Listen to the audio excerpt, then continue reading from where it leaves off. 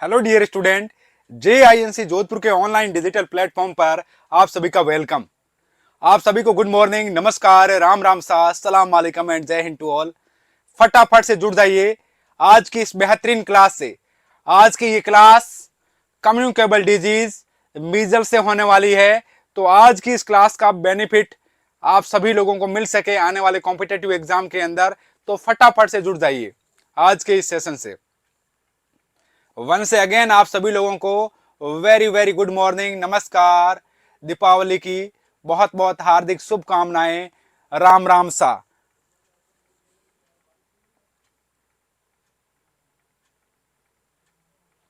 जी हाँ dear student, आप सभी को रामा सामा की बधाई। तो डियर स्टूडेंट, आज के इस क्वालिटी सेशन की शुरुआत भी हम एक बेहतरीन पॉजिटिव थॉट के साथ करेंगे। डियर स्टूडेंट, आज का हमारा पॉजिटिव थॉट, मंजिल उन्हीं को मिलती है जिनके सपनों में जान होती है। डियर स्टूडेंट, मंजिल उन्हीं को मिलती है जिनके सपनों में जान होती है। पंख से कुछ नहीं होता, हौसलों से उड़ान होती है। और आपके हौसले बुलंद है। इस दिवाली पे, इस रामा सामा पे आप लोगों ने शपथ ली है कि सर अब हम ईमानदारी से कंसिस्टेंसी के साथ स्टडी करेंगे। आने वाला समय हमारा होगा, बिल्कुल आपका होगा, और सफलता का झंडा आप लोग जरूर बुलंद करेंगे। हमेशा एक पॉजिटिव एनवायरनमेंट में रहे, नेगेटिव लोगों से डिस्टेंस बना के रखे। डेफिनेटली एक पॉजिटिव वाइब्स के साथ आप लोग जरूर सफल होंगे आने वाले कॉम्पिटेटिव एग्जाम के अंदर, ऐसी हमें उम्मीद है। तो इस बेहतरीन पॉजिटिव थॉट के बाद आज के सेशन का पहला और इंपॉर्टेंट एमसीक्यू मैं आपके सामने पुट कर रहा हूं डियर स्टूडेंट। देखें, the 3C is concern to measles are, यानी कि आज के इस सेशन के अंदर हम कम्युनिकेबल डिजीज मीजल्स के बारे में आपको कंप्लीट पढ़ाने वाले हैं बेटा जी।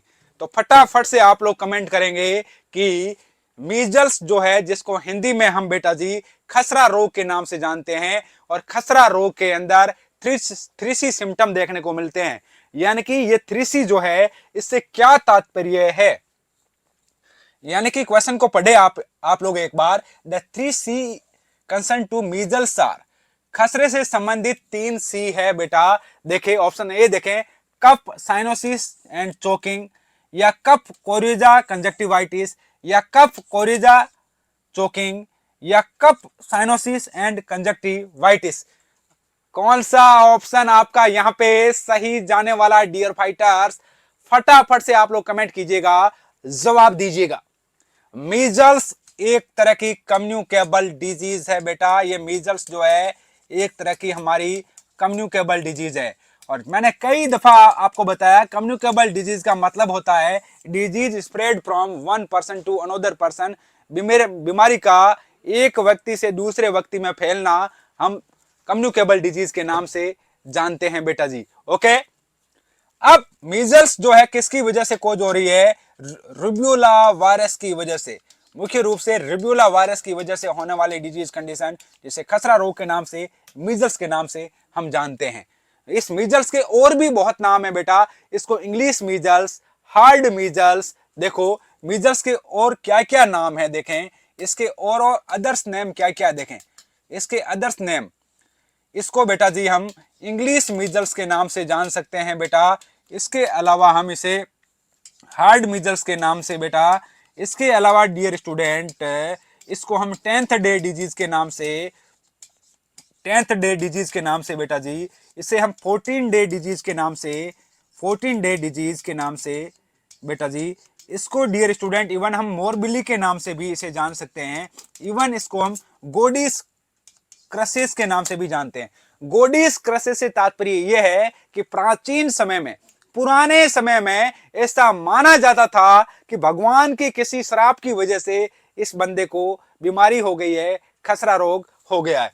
तो यहाँ पे आपको 3C सिम्टम पूछा गया था, तो यहाँ पे हमारा ऑप्शन बी आप लोगों का एकदम सही जवाब जा रहा है। बिल्कुल आप लोगों का बहुत अच्छा participation dear student. Option B हमारा सही जवाब जाने वाला है, कफ कोरेजा कंजक्टिवाइटिस। यानी कि कप देखने को मिलेगा, कोरेजा की मतलब बात हो रही है, यानी कि कॉमन कोल्ड की कंडीशन देखने को मिलेगी। कंजक्टिवाइटिस बोले हमारी आई के कंजक्टिवा के अंदर इंफ्लामेशन देखने को मिलेगा डियर फाइटर्स। अब डियर स्टूडेंट हम यहां से मूव कर रहे हैं अगले इंपॉर्टेंट एमसीक्यू की ओर। अब हमारा अगला एमसीक्यू देखें आप लोग, in measles infective period is. Measles के केस में, खसरा रोग के केस में इसका संक्रामक अवधि कितनी होती है, संक्रामक पीरियड कितना होता है बेटा जी। चारों ऑप्शन मैंने आपके सामने पुट किए हैं। आपका ऑप्शन ए आपसे ये कहना चाह रहा है कि 3 days before and 4 days after the appearance of races. Races के, चकत्तों के अपीयर होने के, दानों के आने के 3 दिन पहले और 4 दिन बाद तक का ड्यूरेशन। या ऑप्शन बी देखें, 4 days before and 3 days after the appearance of races. Races के अपीयर होने के 4 दिन पहले और 3 दिन बाद तक। या ऑप्शन सी देखें, 4 days after and 5 days after the appearance of races. Races के अपीयर होने के 4 दिन पहले और 4 दिन बाद तक का ड्यूरेशन। या ऑप्शन डी देखें बेटा, 4 days before and 5 days before and 4 days after the appearance of races. Races के अपीयर होने के 5 दिन पहले और 4 दिन बाद तक का ड्यूरेशन। यानी कि इसका करेक्ट ऑप्शन कौन सा जाएगा हमारा, इन्फेक्टिव पीरियड ऑफ मीजल्स के केस में बेटा जी। फटाफट से जवाब दीजिए, मुझे इंतजार है आपके सही जवाब का। जी हां, वंस से अगेन आप सभी लोगों को very very good morning dear student. अब फटाफट से आप लोग जवाब दीजिए कि यहां पे हम कौन से ऑप्शन के साथ जाने वाले हैं इस इंपॉर्टेंट एमसीक्यू के अंदर बेटा जी। बताओ, खसरे में संक्रामक अवधि कितनी होती है डियर स्टूडेंट। तो यहां सभी रसगुल्ले एकदम सही जवाब दे रहे हैं, बहुत अच्छा पार्टिसिपेशन। यहां पे हमारा ऑप्शन सी जो है एकदम सही जवाब जाएगा।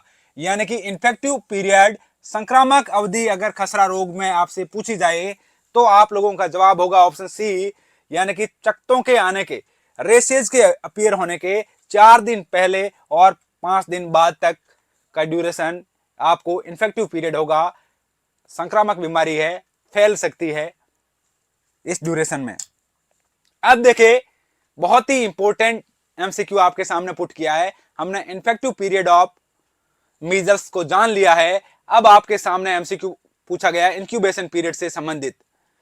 तो फटाफट से आपको जवाब देना है, बहुत ही इजी है। खसरे की उष्मायन अवधि क्या होती है। मैंने कई दफा आपको बताया कि इंक्यूबेशन पीरियड से क्या तात्पर्य है। यानी कि किसी भी माइक्रो ऑर्गेनिज्म का, जैसे कि किसी भी वायरस का, किसी भी बैक्टीरिया का, किसी भी फंगस का हमारे बॉडी के अंदर एंट्री करने से लेकर उसके first sign and symptom appear होने तक के ड्यूरेशन को हम किस नाम से जानेंगे, हम जानेंगे इंक्यूबेशन पीरियड के नाम से। अब इन 4 ऑप्शन में से आपका सही राम जवाब क्या होगा बेटा जी, उसको बता दीजिए मेरे को, फटाफट से जवाब दो।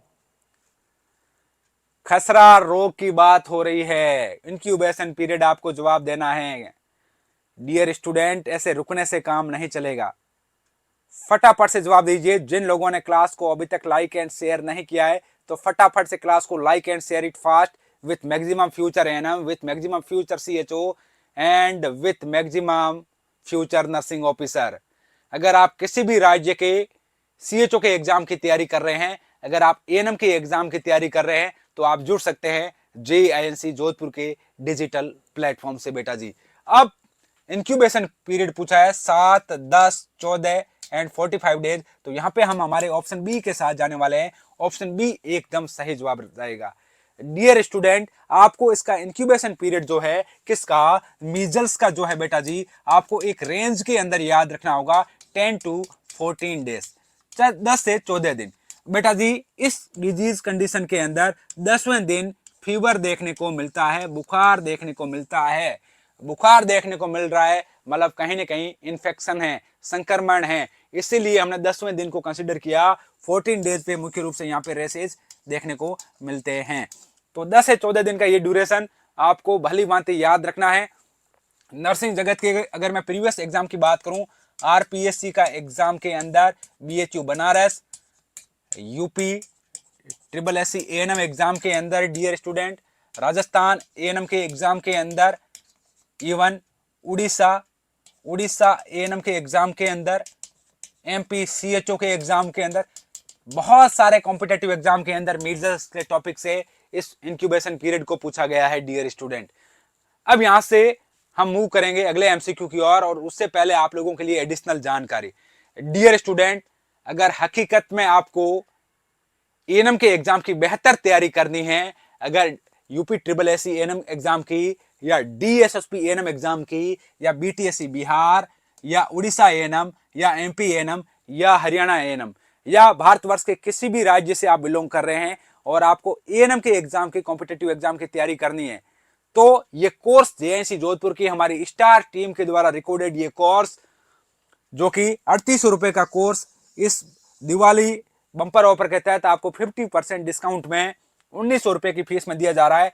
सबसे बड़ा एडवांटेज इस कोर्स के अंदर आपको 10 मॉडल पेपर जो है फ्री ऑफ कॉस्ट दिए जा रहे हैं डियर स्टूडेंट। हमारे एक्सपर्ट टीचर के द्वारा आपको इस कोर्स के अंदर पढ़ने का मौका मिलेगा। 8 महीने की वैलिडिटी इस कोर्स की रहने वाली है बेटा जी।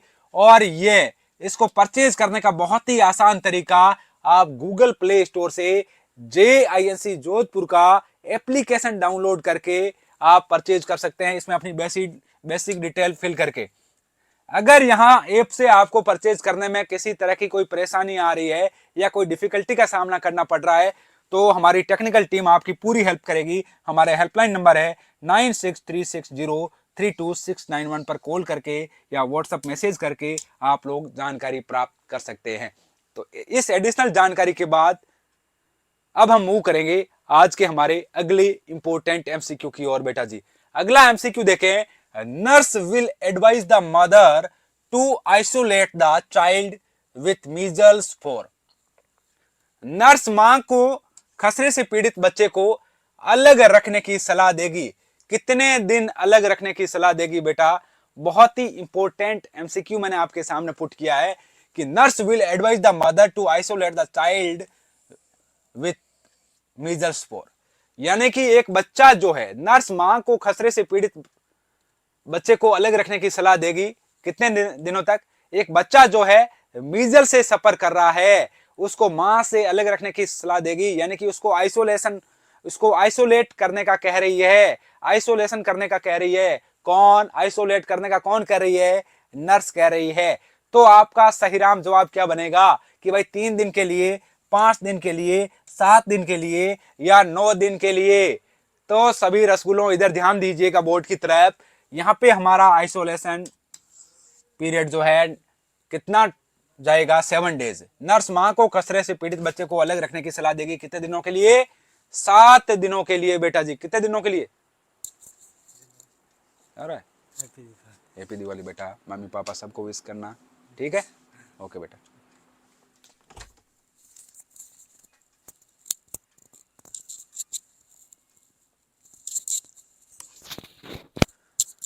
अब डियर स्टूडेंट, जैसा कि बेटा जी मैं आपको बता रहा था आइसोलेशन टाइम के, अब बात आती है कि आइसोलेशन कौन से लेवल का प्रिवेंशन है, क्वारंटाइन कौन से लेवल का प्रिवेंशन है।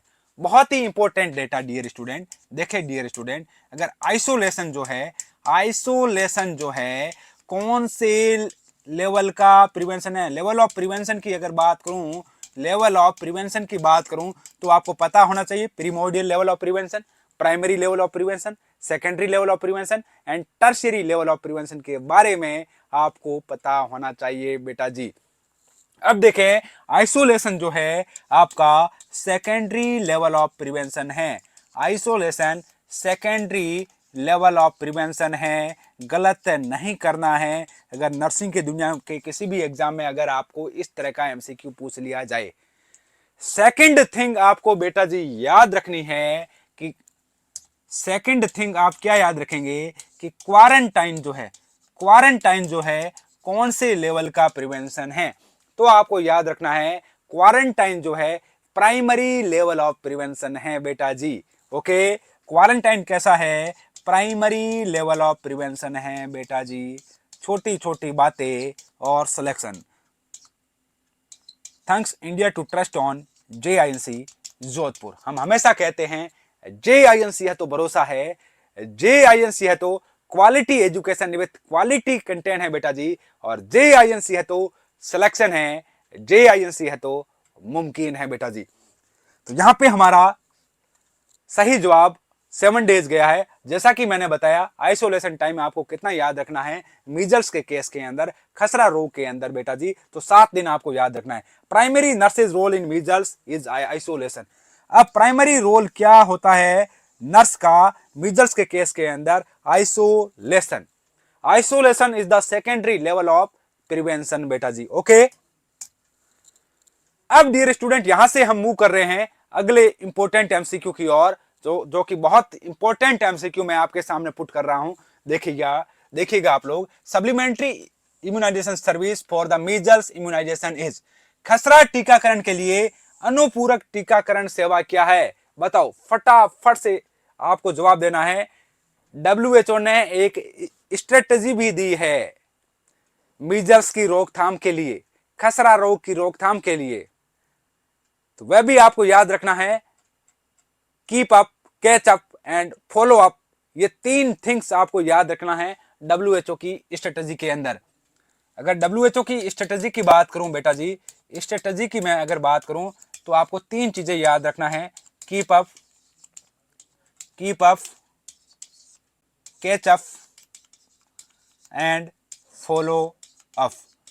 बहुत ही इंपॉर्टेंट डेटा, पेन और नोटबुक लेके बैठिएगा डियर स्टूडेंट। ये डेटा आप लोगों के लिए बहुत काम आने वाला है आने वाले कॉम्पिटेटिव एग्जाम के लिहाज से। तो supplementary immunization service for measles immunization, तो खसरा टीकाकरण के लिए अनुपूरक टीकाकरण सेवा क्या है? Catch up, follow up, keep up with more than 90% of immunization, या ऑल ऑफ द अबव। यानी कि बेटा जी तीनों ही बातें सही है। टीकाकरण को बढ़ाना, 90% से ज्यादा लोगों का कैचअप और फॉलो अप, यानी कि उपरोक्त सभी वाला ऑप्शन हमारा यहाँ पे एकदम सही जवाब गया है। अब डियर स्टूडेंट हम यहां से मूव कर रहे हैं अगले इंपॉर्टेंट एमसीक्यू की ओर। आप लोग फटाफट चलिएगा। Koplik spots are the clinical features of. बहुत बार ये एमसीक्यू मेरे द्वारा आपको अलग अलग सेशन में कई बार सोल्व करवाया गया है। अब मैं उम्मीद करूंगा आप सभी लोग एकदम सही जवाब देंगे इस इंपॉर्टेंट एमसीक्यू का। कॉप्लिक के धब्बे निम्नलिखित की नैदानिक विशेषता है, बताइए। Koplik spots are the clinical features of pertussis, chickenpox, cholera and measles. Koplik spot जो है किसका लक्षण है बेटा जी? कौन सी बीमारी का बताओ? पर्ट्यूसिस बेटा जी, जिसका दूसरा नाम है होफिंग कप। पर्ट्यूसिस का दूसरा नाम क्या है? Hopping cup. किसकी वजह से कोज होता है बेटा जी? तो याद रख लेना, बोर्डीटेला पर्ट्यूसिस की वजह से होता है। अब देखें डियर स्टूडेंट, चिकन पॉक्स किसकी वजह से होता है बेटा जी? चिकन पॉक्स होता है वेरिसिला जोस्टर वायरस की वजह से। ओके, कोलेरा किसकी वजह से होता है बेटा?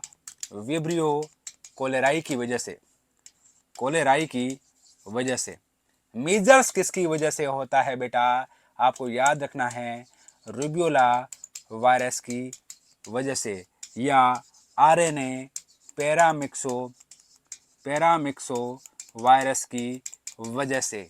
छोटी छोटी बातें और सिलेक्शन। अब कॉप्लिक स्पॉट कौन सी बीमारी में देखने को मिलता है? जैसा कि आप सभी लोग कमेंट कर रहे हैं, जवाब दे रहे हैं, बहुत अच्छा पार्टिसिपेशन आप सभी लोगों का। कॉप्लिक स्पॉट किस में देखने को मिलता है? मीजल्स के केस में देखने को मिलता है। आपका यहाँ पे ऑप्शन डी जो है एकदम सही जवाब जाने वाला है dear student.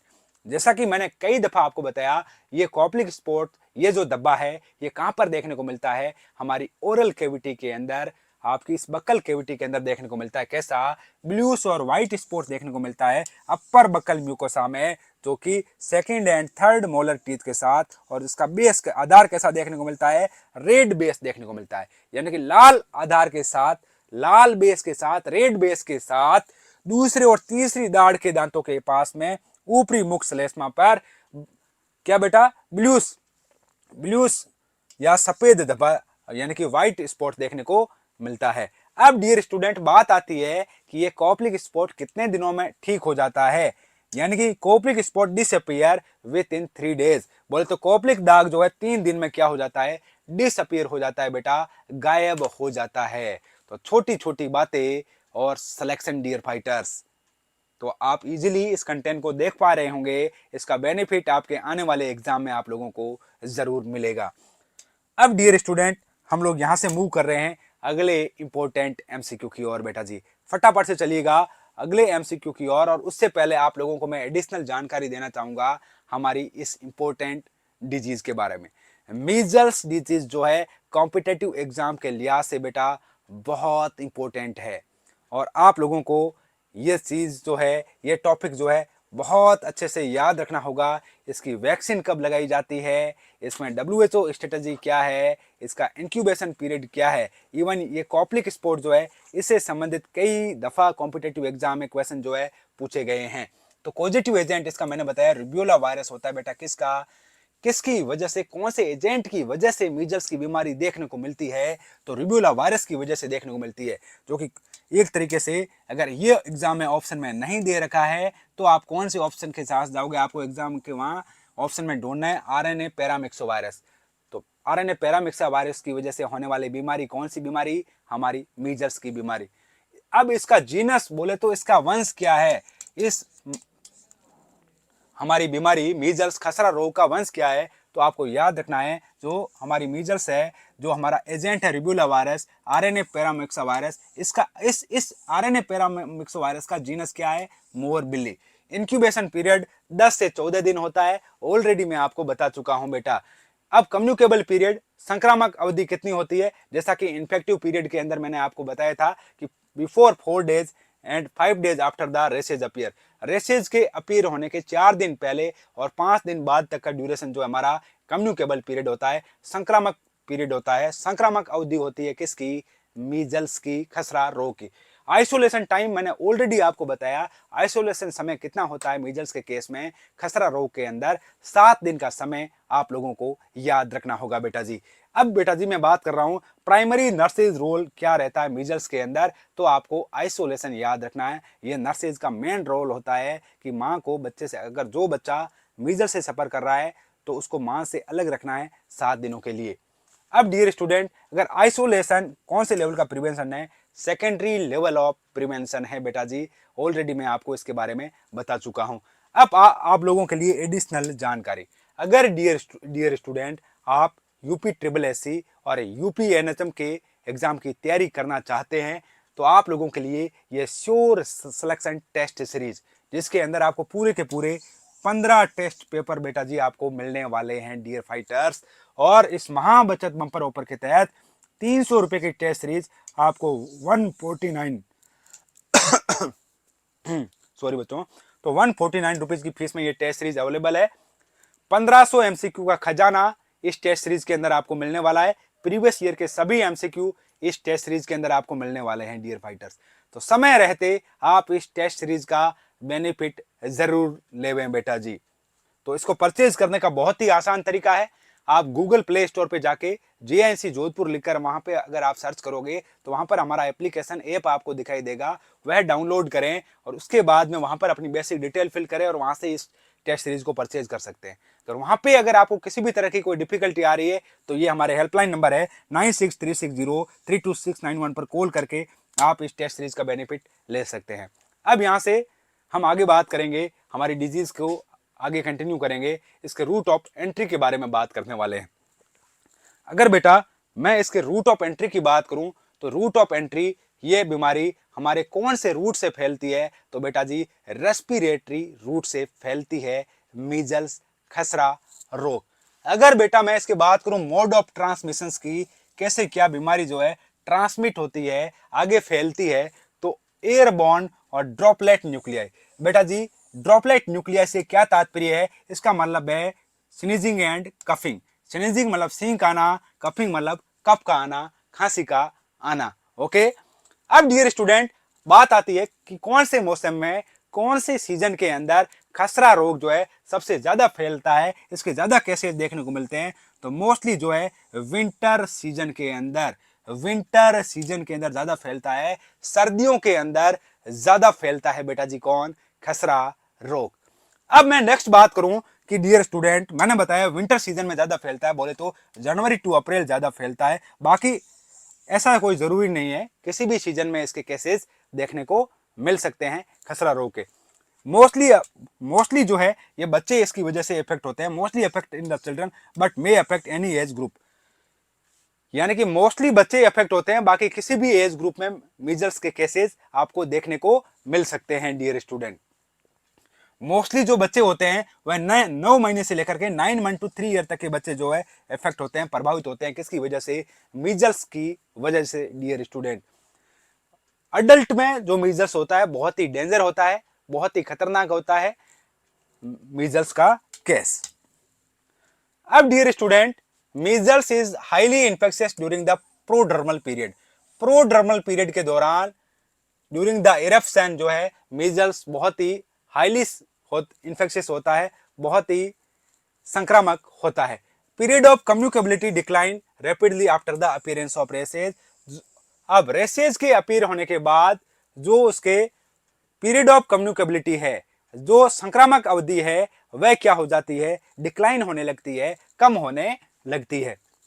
Measles is no second attacks. Measles अगर एक बार हो गया है तो मोस्टली जो है लाइफ लॉन्ग इम्यूनिटी प्रोवाइड करता है, इसके सेकेंड अटैक रेट देखने को नहीं मिलती है। अब डियर स्टूडेंट, अगर मैं इसके कुछ लक्षणों की बात करूं, साइन एंड सिम्टम को मैं कुछ स्टेजेस के अंदर आपको बताने वाला हूं मीजल्स के।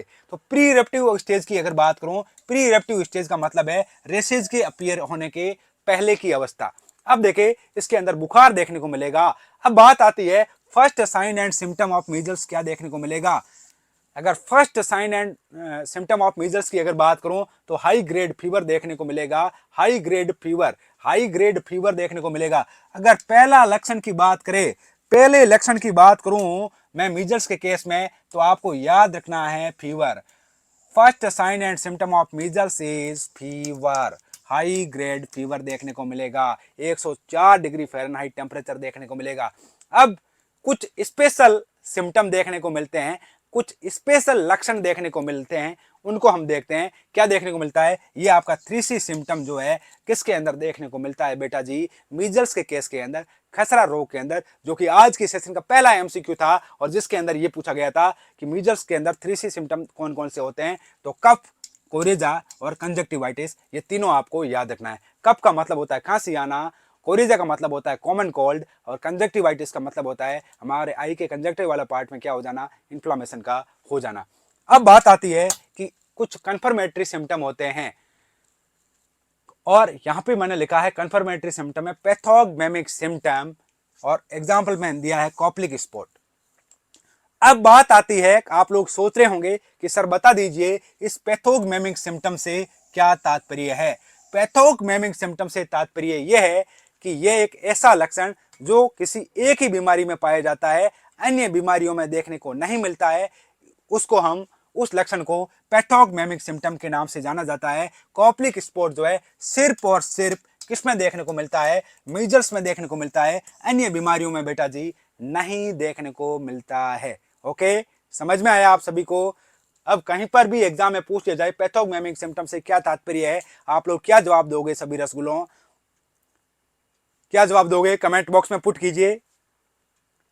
यानी कि ऐसा लक्षण जो किसी भी सिंगल पर्टिकुलर डिजीज में पाया जाता है, अन्य बीमारियों में नहीं देखने को मिलता है, उसको हम पैथोगमेमिक सिम्टम के नाम से जानते हैं। कॉप्लिक स्पॉट के बारे में ऑलरेडी मैंने बताया आपको। ब्लूस और व्हाइट स्पॉट देखने को मिलता है हमारी ओरल कैविटी के अंदर, हमारी बकल कैविटी के अंदर। कहां पर डियर स्टूडेंट?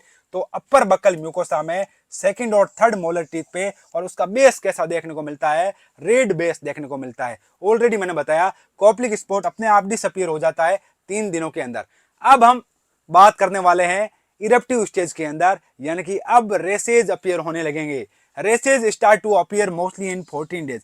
रेसेज अपीयर होने कब स्टार्ट होते हैं? मोस्टली 14वें दिन अपीयर होने स्टार्ट हो जाते हैं बेटा जी।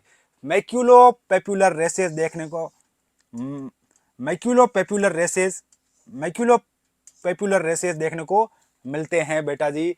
किस कंडीशन के अंदर? तो डियर फाइटर्स, आपको याद रखना है मीजल्स के केस के अंदर बेटा जी। फर्स्ट रेसेज कहां पर अपीयर होते हैं मीजल्स के केस में? तो बिहाइंड द ईयर, कान के पीछे अपीयर होते हैं, बिहाइंड द ईयर। उसके बाद में कहां होते हैं? फेस पे। फिर आपके पहले होंगे बिहाइंड द ईयर, फिर आपके फेस पे, फिर ट्रंक वाले एरिया पे बेटा जी, फिर आपकी एक्सट्रीमिटी पे, और फिर होल बॉडी में देखने को मिलेगा रेसेज कौन सी डिजीज कंडीशन में बेटा, मीजल्स के अंदर आपको याद रखना है। ओके, अब आप लोगों के लिए अहम जानकारी डियर स्टूडेंट, अगर आपको डीएसएसपी एएनएम एग्जाम की तैयारी करनी है तो जेआईएनसी जोधपुर की हमारी एक्सपर्ट टीम के द्वारा प्रिपेयर की गई DSSP sure selection test series, जिसके अंदर आपको पूरे के पूरे 15 टेस्ट पेपर मिलते हैं बेटा जी, और 3000 टोटल एमसीक्यू का खजाना आपको इस टेस्ट सीरीज के माध्यम से दिया जाता है। एक टेस्ट पेपर के अंदर कितने एमसीक्यू देखने को मिलेंगे बेटा जी, मैंने कई दफा आपको बताया कि 200 एमसीक्यू देखने को मिलेंगे। ये 200 एमसीक्यू जिसमें से 100 जो है आपके नर्सिंग के पोर्शन के रहते हैं, हमारे किसके रहते हैं बेटा जी, हमारे नर्सिंग के पोर्शन के रहते हैं डियर स्टूडेंट। किसके रहते हैं बेटा, नर्सिंग के पोर्शन के रहते हैं। ये बात आप लोग बहुत अच्छे से आपको याद रखना होगा डियर स्टूडेंट। अगर अन्य मैं नंबरों की बात करूं तो डियर स्टूडेंट, अन्य जो हमारे 100 एमसीक्यू जो है नॉन नर्सिंग का पोर्शन रहता है, जिसमें जीके, रीजनिंग, मैथ और इवन कंप्यूटर के एमसीक्यू देखने को मिलेंगे, और पूरे के पूरे प्रीवियस ईयर के एमसीक्यू है। आपको बहुत कुछ सीखने को मिलेगा। आने वाले डीएसएसपी कॉम्पिटेटिव एग्जाम के लिहाज से बहुत ही फायदेमंद होगी ये टेस्ट सीरीज। आपके बम्पर ऑफर चल रहा है, महाबचत ऑफर है, दिवाली ऑफर है। 300 रुपये की टेस्ट सीरीज आपको 150 रुपये में मिल रही है, 149 रुपीज़ की फीस में मिल रही है। इसको परचेज करने का बहुत ही आसान तरीका, गूगल प्ले स्टोर पे जाइएगा, जेएससी जोधपुर का ऐप डाउनलोड करके आप वहाँ पे अपनी बेसिक डिटेल फिल करके इस कोर्स को, इस टेस्ट सीरीज को परचेज कर सकते हो। अगर आपके एप्लीकेशन में आपको कुछ डिफिकल्टी आए तो हमारे हेल्पलाइन नंबर पर आप संपर्क कर सकते हैं, मदद ले सकते हैं। ये हमारे नंबर है 9636032691 पर आप लोग कॉल करके। अब डियर स्टूडेंट, मैं आपको अगर फर्दर इसकी साइन एंड सिम्टम की तीसरी स्टेज बताऊं चिन्ह और लक्षणों की, तो पोस्ट इरप्टिव स्टेज। अब यानी कि प्री इरप्टिव स्टेज के बारे में मैंने आपको बता दिया, इरप्टिव स्टेज के बारे में बता दिया, रेसेज के बारे में बता दिया, कब क्या अपीयर होते हैं, कहां कहां पे देखने को मिलते हैं। अब पोस्ट इरप्टिव यानी कि रेसेज के बाद वाली स्टेज, जिसके अंदर बुखार सबसाइड हो जाता है, फीवर ठीक हो जाता है, फीवर सबसाइड हो जाता है, फटीग थकान थोड़ी बहुत रहती है, रिमेन रहती है, इवन ग्रोथ रिटार्डेशन देखने को मिल सकता है, थोड़ी वीकनेस, सॉरी टू से वेट लॉस देखने को मिलता है डियर फाइटर्स, वजन कम हो जाता है, थोड़ा पर्सन जो है इरिटेट टाइप आपको देखने को मिलेगा, इरिटेशन आपको देखने को मिलेगा, इवन थकान देखने को मिलेगी, फटीग देखने को मिलेगा, जैसा कि मैंने ऑलरेडी बता दिया, रीएक्टिवेशन ऑफ टीबी देखने को मिल सकता है पोस्ट इरप्टिव स्टेज के अंदर। अब डियर स्टूडेंट, इसके कुछ डायग्नोस्टिक एवोल्यूशन टेस्ट की बात करूं, मीजल्स के केस के अंदर कौन कौन सी जांचें की जाती है, तो हिस्ट्री लेंगे सबसे पहले पेशेंट की हम, फिर उसका फिजिकल एग्जामिनेशन करेंगे, उसके बाद में क्या करने वाले हैं हम, IgM and IgG antibody against rubella virus, ये टेस्ट किया जाता है मीजल्स के केस के अंदर बेटा जी। इसके साथ साथ मल्टी न्यूक्लिएटेड ग्यांट सेल है कि नहीं है ब्लड में, उसको देखा जाता है। ओके, ये कुछ डायग्नोस्टिक एवोल्यूशन टेस्ट है। अब कुछ मैनेजमेंट की अगर बात करूं, प्रिवेंटिव मैनेजमेंट क्या रहेगा मीजल्स के केस के अंदर, तो बेटा जी प्रिवेंटिव मैनेजमेंट की बात करें तो आइसोलेशन, और आइसोलेशन टाइमिंग कितना बताया मैंने, 7 डेज आपको बताया था, याद रखना है। इसके अलावा वैक्सीनेशन, इसकी वैक्सीन लगा के आप मीजल्स को होने से बचाया जा सकता है। मीजल्स की वैक्सीन की बात करूं तो इसकी डिस्कवरी, इसकी खोज किसके द्वारा की गई, तो मेर्क एंड मॉरिक सेल हिल के द्वारा इसकी डिस्कवरी की गई। मीजल्स एक तरह की लाइव अटेनुएटेड वैक्सीन है बेटा जी, इसकी डोज 0.5 ml रहती है, इसको सबक्यूटेनियस रूट से लगाया जाता है, और सिंगल मीजल वैक्सीन जो है 9 महीने की उम्र में दी जाती है। ये सभी बातें जैसा कि मैंने बताया आपके सामने पुट कर दी गई है डियर स्टूडेंट। अब डियर स्टूडेंट, अगर बेटा जी मैं आपको बताऊं कि मीजल्स की वैक्सीन को डाइल्यूएट किसके साथ किया जाता है, आपने एंटीबायोटिक को आप देखते हो बहुत सारे जो इंजेक्टेबल वाइल के अंदर आती है, पाउडर फॉर्म में आती है, उसको आप स्टेराइल वाटर के साथ या नॉर्मल सलाइन के साथ 0.9% के साथ आप काफी दवाओं को डाइल्यूट करते हो। उसी प्रकार हम बात करें मीजल्स की वैक्सीन को, तो इसको भी डाइल्यूट करोगे आप किसके साथ, स्टेराइल वाटर के साथ। वहीं बेटा जी अगर मैं बात करूं बीसीजी की वैक्सीन को, बीसीजी की वैक्सीन को किसके साथ आप डाइल्यूट करने वाले हैं, तो आपको याद रखना है नॉर्मल सलाइन के साथ, एनएस के साथ डाइल्यूट किया जाता है। एग्जाम में आने वाली चीजें, एग्जाम में क्वेश्चन कई दफा पूछा गया है कि बीसीजी की वैक्सीन को किसके साथ डाइल्यूट किया जाता है, कई बार पूछा गया है मीजल्स की वैक्सीन को किसके साथ डाइल्यूट किया जाता है। दोनों ही बातें मैंने आपको बता दी है। अपने इस भेजे में इस बात को बैठा लीजिएगा बेटा जी। अब यहां से हम मूव करने वाले हैं अगले इंपॉर्टेंट और धमाकेदार जो हमारा टॉपिक है उसके बारे में मैं आपको बता रहा हूं डियर स्टूडेंट। मीजल्स की सिंगल वैक्सीन भी आती है, मीजल्स के केस में दी जा सकती है। इवन डियर स्टूडेंट आपको पता होना चाहिए कंबाइंड वैक्सीन के बारे में, उसके बारे में मैं बात करूंगा। पहले ये आप लोगों के लिए अहम जानकारी, अगर आप बीटीएससी बिहार के एएनएम एग्जाम की तैयारी करना चाहते हैं डियर स्टूडेंट, तो BTSC Bihar sure selection test series हमारी एक्सपर्ट टीम के द्वारा प्रिपेयर की गई है। इसके अंदर आपको पूरे के पूरे 15 टेस्ट पेपर दिए जा रहे हैं, मात्र 150 रुपए, बोले तो 149 रुपीज की फीस में अवेलेबल है डियर फाइटर्स। 1500 एमसीक्यू का खजाना मिलेगा, बीटीएससी बिहार एएनएम के प्रीवियस ईयर के सभी पेपर मिलेंगे। आने वाले एग्जाम के लिहाज से अति महत्वपूर्ण प्रश्नों का खजाना भी इस टेस्ट सीरीज के अंदर हम लोग जो है आपको देने वाले हैं बेटा जी। तो ये अहम जानकारी आप लोगों के लिए। इसको परचेज करने का बहुत ही आसान तरीका, गूगल प्ले स्टोर से जेएनसी जोधपुर का ऐप डाउनलोड करके वहां पे अपनी बेसिक डिटेल फिल करके आप परचेज कर सकते हैं। वहां पे किसी तरह की आपको परेशानी का सामना करना पड़े या किसी डिफिकल्टी का सामना करना पड़े तो आप हमारे ये हेल्पलाइन नंबर 9636032691 पर कॉल करके आप इस टेस्ट सीरीज को परचेज कर सकते हैं। इस एडिशनल जानकारी के बाद आज के इस सेशन को हम आगे कंटिन्यू करते हैं, आपको बताते हैं इस मीजल्स की वैक्सीन के बारे में। और मीजल्स की वैक्सीन जो है बिफोर डाइल्यूएंट स्टोर वैक्सीनेट, इस वैक्सीन को मैंने बताया कि स्टीराइल वाटर के साथ आप डाइल्यूट कर रहे हैं। डाइल्यूट करने से पहले इसको स्टोर जो है कितने डिग्री टेम्परेचर पर आप करोगे, 0 डिग्री सेंटीग्रेड पर आप इसको करोगे स्टोर। अब डाइल्यूएट करने के बाद after diluent store vaccine eight refrigerator 2 to 8 degree centigrade. Dilute करने के बाद आप 2 से 8 डिग्री सेंटीग्रेड के तापमान पर इसे स्टोर कर सकते हैं। किसको बेटा? मीजल्स की वैक्सीन को। मीजल्स एक तरह की कैसी वैक्सीन है, एग्जाम में कई दफा कॉम्पिटेटिव एग्जाम में पूछा गया है, फ्रीज ड्राइड वैक्सीन है। कौन बेटा? मीजल्स की वैक्सीन। किसके साथ डाइल्यूट किया जाता है? तो आपको याद रखना है स्टीराइल वाटर के साथ किया जाता है। इसकी फर्स्ट डोज कब दी जाती है? 9 महीने की उम्र में दी जाती है। इसके डोज का अमाउंट कितना रहता है? 0.5 ml रहता है। कौन से रूट से दी जाती है बेटा? सबक्यूटेनियस रूट से दी जाती है। अब हम बात करते हैं side effect of measles vaccine के बेटा। देखे साइड इफेक्ट क्या रहेंगे मीजल्स की वैक्सीन के? बुखार आ सकता है, फीवर देखने को मिल सकता है, रेसेस देखने को मिल सकते हैं, चकते देखने को मिल सकते हैं जो कि माइल्ड देखने को मिलेंगे 1 से 2 दिन, और फिर ऑटोमेटिक क्या हो जाएंगे? सबसाइड हो जाएंगे, अपने आप ठीक हो जाएंगे। तो ये कुछ साइड इफेक्ट थे। अब मैं आपको बता रहा हूं मीजल्स का बूस्टर डोज कब दोगे आप? तो 16 से 18 महीने की उम्र में मीजल्स की बूस्टर डोज दे सकते हैं, कंबाइंड बूस्टर डोज दे सकते हो। अब मैं बता रहा हूं आपको कंबाइंड वैक्सीन के बारे में। कंबाइंड वैक्सीन जो है मीजल्स की, जिसका नाम है मीजल्स मम्स रुबेला, ये भी एक तरह की लाइव एटेन्यूएटेड वैक्सीन है। इसमें भी डोज का अमाउंट 0.5 ml रहेगा। रूट आपका सबक्यूटेनियस यहाँ पे रहने वाला है। एज का टाइमिंग, अगर इस कंबाइंड वैक्सीन को दे रहे हो तो आप 12 से 15 महीने की उम्र में कंबाइंड वैक्सीन को दे सकते हैं बेटा जी। अब storage temperature of MMR vaccine की बात करूं तो storage temperature of MMR vaccine is 2 to 8 degree centigrade.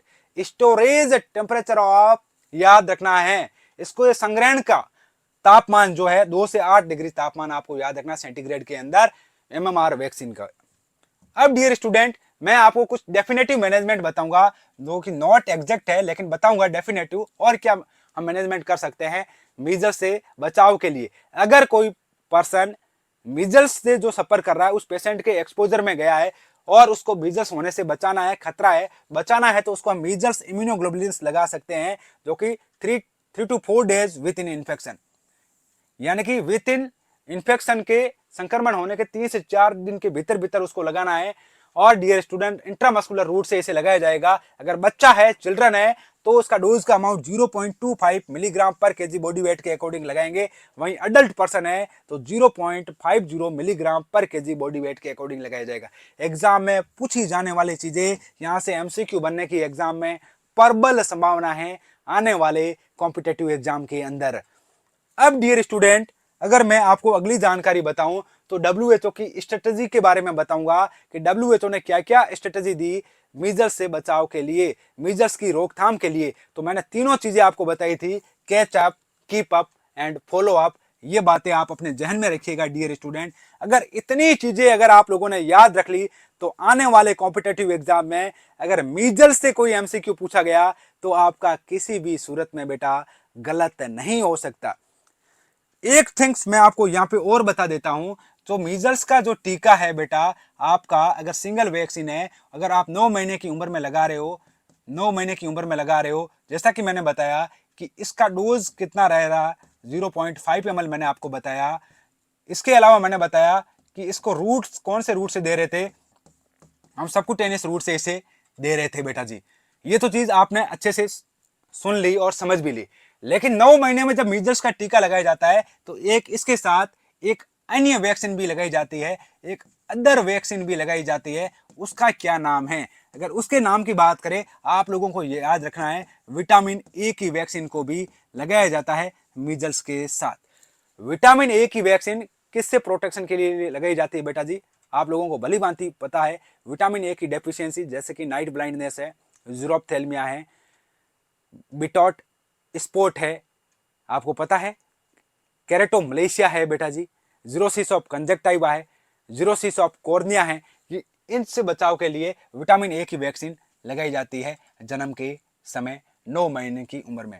अगर 9 महीने की उम्र में विटामिन ए की फर्स्ट डोज लगाई जा रही है तो उसकी डोज का अमाउंट कितना रहेगा? तो आपको याद रखना है 1 लाख इंटरनेशनल यूनिट रहेगा। विटामिन ए की वैक्सीन को कौन से रूट से दिया जाता है? तो इसको ओरली रूट से दिया जाता है। ये चीजें भी आपके एग्जाम में बेटा पूछी जा सकती है। दूसरी थिंग्स मैं आपको बताऊं कि इसकी सेकंड डोज, विटामिन ए की वैक्सीन की सेकंड डोज कब लगाई जाती है? क्या याद रखोगे? आप याद रखोगे सर 16 से 18 महीने की उम्र में इसकी सेकंड डोज को लगाया जा सकता है विटामिन ए की। अब डियर स्टूडेंट, इसकी यहां पर डोज का अमाउंट बढ़ जाएगा सेकंड डोज से 2 लाख इंटरनेशनल यूनिट की आप इसकी सेकंड डोज लगाओगे। अब इसकी तीसरी डोज बेटा जी आप कब लगाओगे? यानी सेकंड डोज के बाद हर 6 महीने के अंतराल से हम डोज को लगाते रहेंगे। टोटल डोज कितनी रहती है इस विटामिन ए की वैक्सीन की? विटामिन ए की वैक्सीन की टोटल डोज की बात करूं तो 9 डोज रहती है बेटा। टोटल डोज का अमाउंट भी एग्जाम में पूछा जाता है कि टोटल डोज अमाउंट कितना होता है? तो आपको याद रखना है 17 लाख इंटरनेशनल यूनिट। कौन सी उम्र से कब तक लगाया जाता है? तो 9 महीने की उम्र से लेकर के डियर स्टूडेंट 60 मंथ की उम्र तक, बोले तो 5 साल की उम्र तक इसे लगाया जाता है। तो देखें आप, पूरे 60 महीने 5 साल अपन पूरे करते हैं कैसे। तीसरी डोज कब लगाएंगे? 18 महीने में आपने 6 महीने ऐड कर दिए तो 24 मंथ की एज में आप इसकी तीसरी डोज लगाओगे। डोज का अमाउंट 2 लाख इंटरनेशनल यूनिट रहेगा। चौथी डोज देखें, फोर्थ डोज हम कब लगाएंगे? तो 24 मंथ में आप 6 मंथ जब ऐड करोगे तो क्या आ जाएगा 30 मंथ, और डोज का अमाउंट सेम है 2 lakh international unit. Fifth dose कब लगा रहे हैं बेटा जी? फिफ्थ डोज देखिएगा 36 मंथ के अंदर हम लगा रहे हैं। डोज का अमाउंट सेम रह रहा है। अब देखिए डियर स्टूडेंट, सिक्स्थ डोज अब हम कब लगाएंगे? आपने देखा होगा 5वीं डोज हमने कब लगाई थी बेटा? 5वीं डोज हमने लगाई थी 36 महीने के अंदर, 36 मंथ के अंदर। तो 36 के अंदर अपन 6 महीने जब ऐड कर देंगे तो 30 डोज कब लगाएंगे? 6 डोज कब लगाएंगे? 42 मंथ के अंदर। बेटा जी बताइए 7th डोज हम कब लगाएंगे? तो 42 मंथ में 6 महीने ऐड करोगे तो 48 मंथ के अंदर। वहीं 8th डोज बेटा जी कब लगाने वाले हैं हम? 8वीं डोज। तो 48 मंथ में 6 मंथ ऐड करेंगे तो 54 मंथ के अंदर। वहीं 9th डोज कब लगाने वाले हैं प्यारे बच्चों? तो 9th डोज हम 60 मंथ में लगाने वाले हैं। ठीक 5 साल की उम्र पूरी हो रही होती है उस समय 9वीं डोज लग जाती है, 9th डोज लग जाती है। यानी एक तरीके से 9 महीने से जो मीजल्स का 9 महीने से जो मीजल्स की वैक्सीनेशन हमने स्टार्ट किया, मीजल्स के साथ हमने विटामिन ए की वैक्सीन को भी स्टार्ट किया था। उसकी पहली डोज 9 महीने की उम्र में लगी थी जो कि 1 लाख इंटरनेशनल यूनिट की थी। फिर 8 डोज जो उसके लगे हैं वह 6-6 महीने के गैप से लगे हैं। और डियर स्टूडेंट, सेकंड डोज उसका 16 से 18 महीने की उम्र में जरूर लगा है। उसके बाद 6-6 महीने के अंतराल से जो डोज लगे हैं वह दूसरी डोज से लेकर के 9वीं डोज 2 लाख इंटरनेशनल यूनिट की हुई है। जब इन सबको हम काउंट करते हैं तो ये हमारा होता है 17 लाख इंटरनेशनल यूनिट। 5 साल की उम्र तक टोटल विटामिन ए की डोज लग जाती है। तो डियर स्टूडेंट, ये चीज़ें बहुत इंपॉर्टेंट है आपके एग्जाम के पॉइंट ऑफ व्यू से। आप लोग याद रखिएगा, आने वाले कॉम्पिटेटिव एग्जाम में आपको इसका बेनिफिट जो है ज़रूर मिलेगा डियर फाइटर्स। अब डियर स्टूडेंट, आप लोगों के लिए बहुत ही अहम जानकारी, अगर आप यूपी ट्रिपल एससी और यूपी एनएचएम एग्जाम की तैयारी कर रहे हैं और आपने भी एक सपना देखा है अपने घर के पास, अपने ढाणी के पास नौकरी पाने का, तो आप लोगों के लिए टेस्ट सीरीज एक तरीके से वरदान साबित होगी dear student. Sure selection test series 15 test paper इसमें हम आप दे रहे हैं। आने वाले समय में इसी प्राइस में, प्राइस आपकी यही रहेगी अगर आज भी अगर आप परचेज कर लेते हो। इसमें हम 38 टॉपिक के आपके वह एमसीक्यू भी इस टेस्ट सीरीज में हम ऐड करने वाले हैं, कुछ एमसीक्यू। तो ये टेस्ट सीरीज आपके लिए रामबाण साबित होगी UP triple SC ANM exam को क्रैक करने के लिए। इसमें 1500% का खजाना तो हम इनिशियली स्टार्टिंग से आपको दे रहे हैं, फिर 38 टॉपिक के एमसीक्यू टॉपिक वाइज भी आपको इस टेस्ट सीरीज में हम इसी प्राइस में आपको देने वाले हैं, यानी कि एक्स्ट्रा आपसे पेमेंट नहीं लिया जाएगा। एक बार अगर आपने परचेज कर ली है तो आपको वह कंटेंट भी इसी प्राइस में आपको मिल जाएगा बेटा जी। अब इसको आप लोगों के दिमाग में डाउट आ रहा होगा, सर इसको परचेज कैसे करें? तो गूगल प्ले स्टोर पे जाइएगा, अगर आईफोन यूजर है तो अपने ऐप स्टोर से जेएनसी जोधपुर का एप्लीकेशन डाउनलोड करना है। डाउनलोड करने के बाद वहां पर आपको अपनी बेसिक डिटेल जानकारी फिल करना है, फिर आप बाय के ऑप्शन में जाके टेस्ट सीरीज परचेज कर सकते हैं। अगर वहां पर ऐप से परचेज करने में किसी भी तरह की आपको डिफिकल्टी, परेशानी का सामना करना पड़ रहा है तो हमारे हेल्पलाइन नंबर है 9636032691 पर आप कॉल करके इस टेस्ट सीरीज को परचेज कर सकते हैं। यहां पर हमारी टेक्निकल टीम आपकी पूरी मदद करेगी डियर फाइटर्स। अब डियर स्टूडेंट, इस एडिशनल जानकारी के बाद आज के इस इंपॉर्टेंट सेशन को हम लोग यहीं पर होल्ड करेंगे। आई होप आज की क्लास आपको पूरी समझ में आई है। इस मीजल्स जो हमारी कम्युनिकेबल डिजीज थी, आज का टॉपिक था, आप सभी लोगों को भली भांति बहुत अच्छे से समझ में आ गया होगा और मैं उम्मीद करूंगा आज की इस क्लास को आप लोग बहुत अच्छे से अटेंड करें। जिन लोगों ने अटेंड नहीं किया वह भी देख लेवें, क्योंकि बहुत ही क्वालिटी कंटेंट आपको दिया है।